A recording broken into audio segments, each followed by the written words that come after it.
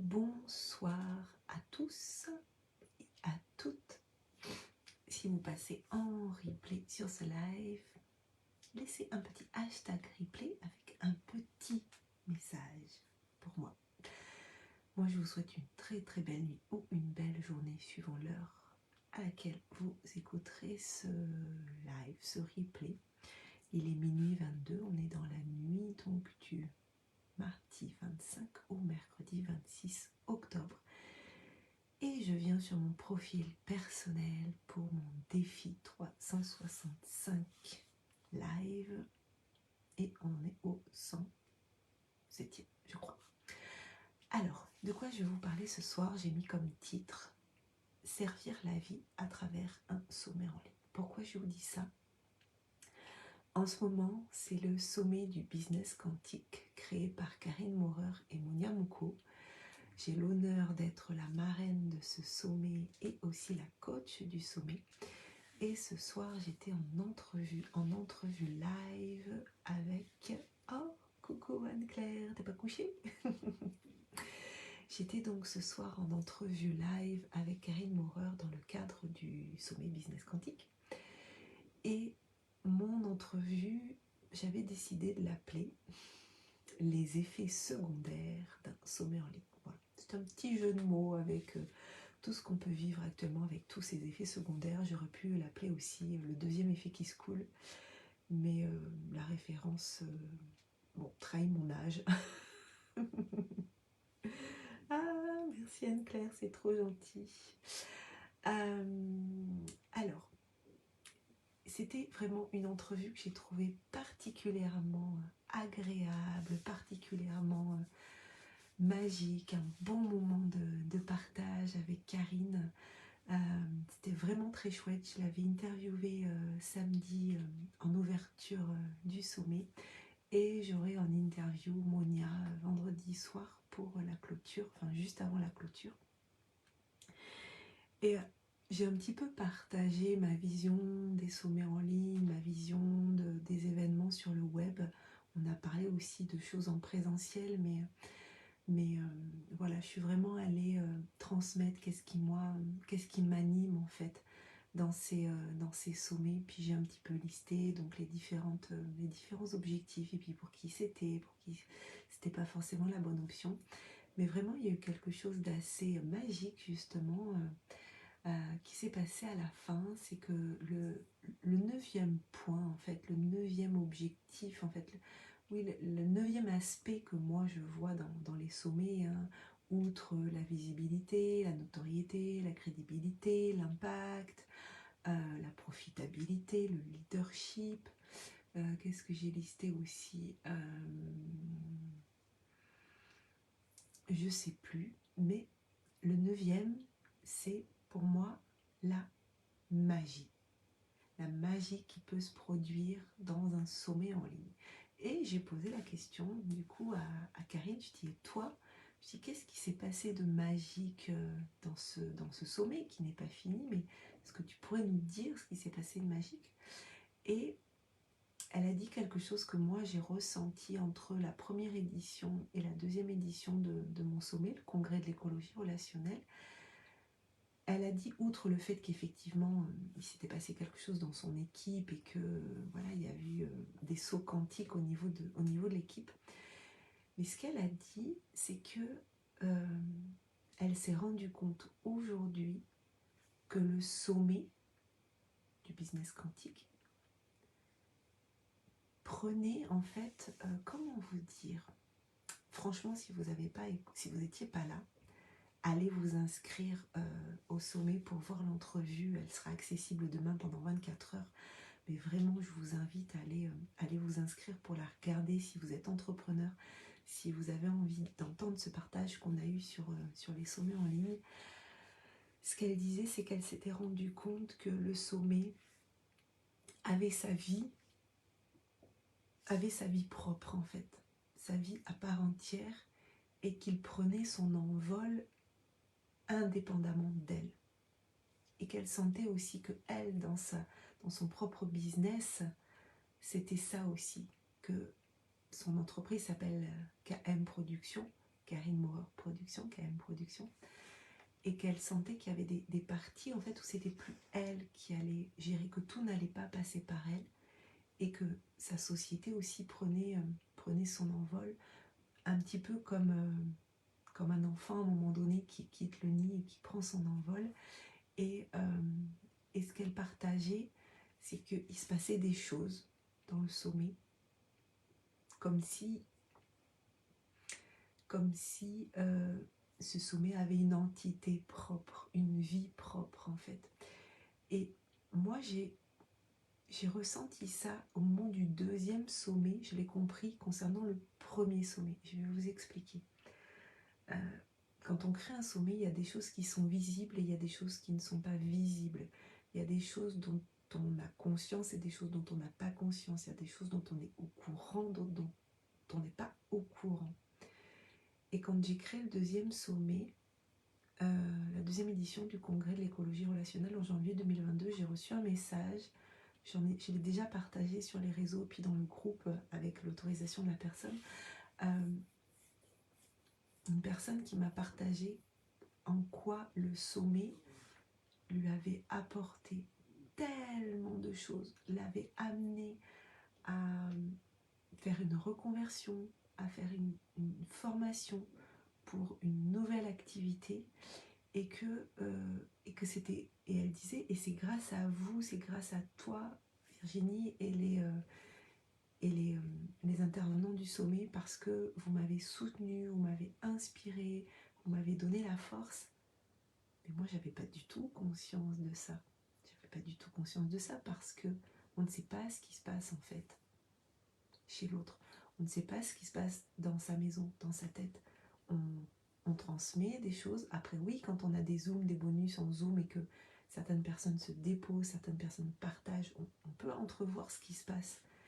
Mais le sommet, grâce au coffret par exemple, a une vie qui lui est propre en fait, et qui ne dépend plus de nous. C'est-à-dire que nous, on a créé quelque chose, mais ensuite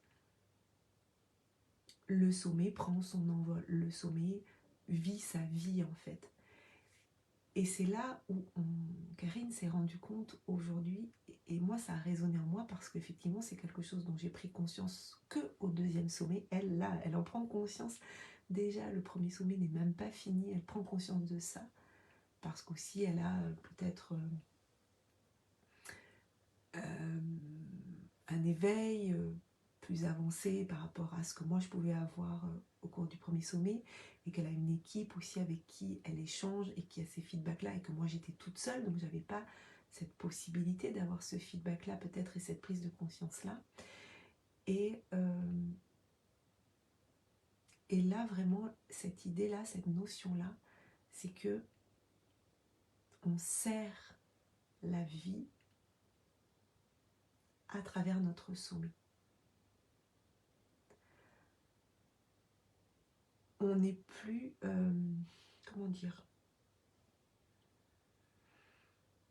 oui c'est ça, c'est-à-dire qu'on est là pour servir, que le sommet est une création, la création du créateur de sommet, mais qu'ensuite il y a quelque chose qui se passe qui ne dépend plus de nous en fait, parce qu'on a donné vie à quelque chose qui continue son chemin. À l'opposé, certaines personnes vont utiliser un sommet pour se servir, pour que ça leur serve à eux, pour juste dans l'idée de booster leur visibilité, juste dans l'idée d'augmenter son chiffre d'affaires, juste dans l'idée de se positionner en tant que leader, en tant qu'expert. Et c'est ok tout ça. Mais ça ne doit pas être juste ça.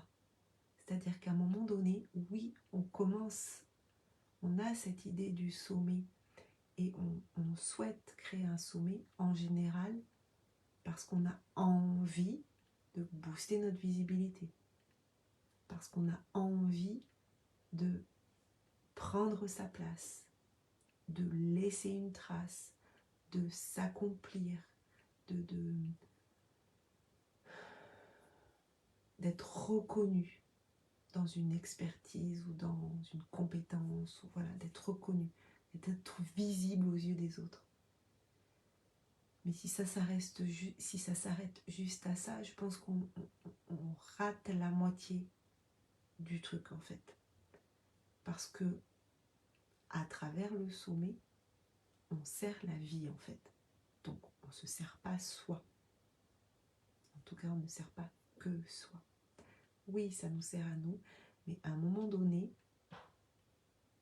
il faut laisser le sommet faire ce qu'il a à faire. Et il faut, comment dire, accepter d'être un vecteur, un canal, à travers le sommet pour servir la vie. Et donc, ce qui compte le plus, c'est le message, en fait. Quel est le message qui est véhiculé? Comment je peux véhiculer le message, celui qui nous vient, celui pour lequel on se sent allumé, pour lequel on vibre, à travers le sommet. Et ça crée toute la différence entre ceux, à mon sens, pour qui c'est intéressant de réaliser un sommet, et ceux pour qui ça serait dommage d'utiliser le sommet pour ça. Et en fait, ça vient faire tout résonner, et c'est ce qu'on disait avec Karine, c'est-à-dire que être en exergue va faire ressortir un certain nombre de choses nous concernant notre entreprise en particulier, et ça va nous montrer peut-être des choses à aligner, des choses à modifier, des choses à préciser dans notre activité. Et ça, c'est vraiment hyper important de voir le sommet comme étant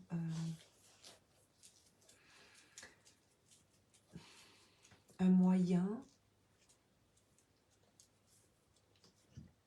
de passer un message pour servir la vie, pas pour se servir soi, parce que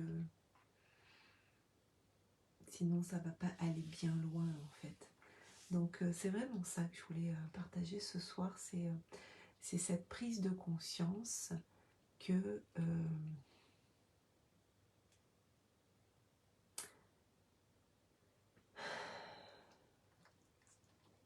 on est là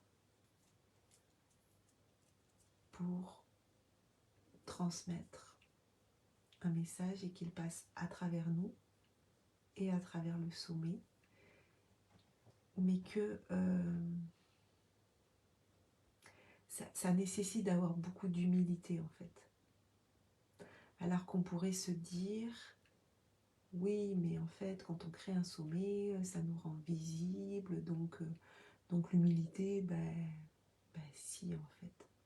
C'est juste d'accepter de se dire que on est là au service du sommet et au service de la vie, et pas le contraire. Bon. On pourra en rediscuter parce que je pense que il y a beaucoup de choses qui vont se passer quand je vais débriefer avec cette magnifique équipe du Sommet Business Quantique. Et moi, ça m'aide énormément à clarifier pourquoi je fais ce que je fais, comment je peux accompagner encore mieux mes clients, mes clientes, comment je peux aller encore plus toucher du doigt qui est mon client de cœur, comment j'ai envie de les accompagner, et toujours dans l'idée finalement de se dire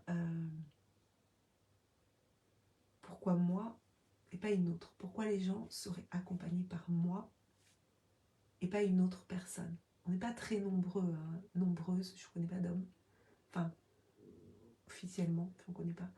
On n'est pas très nombreux à faire ça, à accompagner les créateurs de sommet en ligne, mais l'idée c'est toujours de se dire, ok, qu'est-ce que j'ai de différent des autres, et quand on vient créer un sommet en ligne avec moi, qu'est-ce qui va ressortir de différent que si c'est avec quelqu'un d'autre. Et là, je suis en train de toucher du doigt, en fait, ça et le retour que me font les filles là sur le sommet du business quantique, Monia et Karine. C'est hyper précieux parce que voilà, ce qu'a partagé Karine ce soir, ça fait pouf, je dis mais tellement, c'est tellement ça, c'est tellement ça. C'est servir à travers un sommet, mais servir le sommet pour que le sommet ait sa vie propre. C'est tellement beau en fait. C'est tellement beau et c'est tellement... j'ai pas de mots en fait ce soir. J'ai pas de mots. Ce que je disais à Karine, c'est que je vais la réécouter cette partie de l'entrevue. Je vais prendre des notes et là je suis tellement dans un travail avec ma formation là, avec Cécile Tardy, où on est vraiment là-dedans, dans préciser, on est dans le mois de la clarification pour que vraiment tout soit très très clair pour passer à l'étape suivante qui va être architecturer notre entreprise.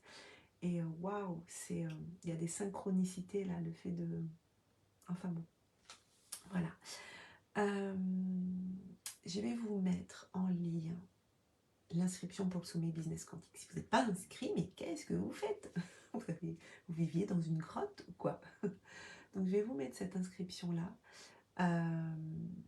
Et demain, moi je serai à 19h avec mon ami, mon mentor, Robert Savoie, à 19h heure de Paris. Ça va être une...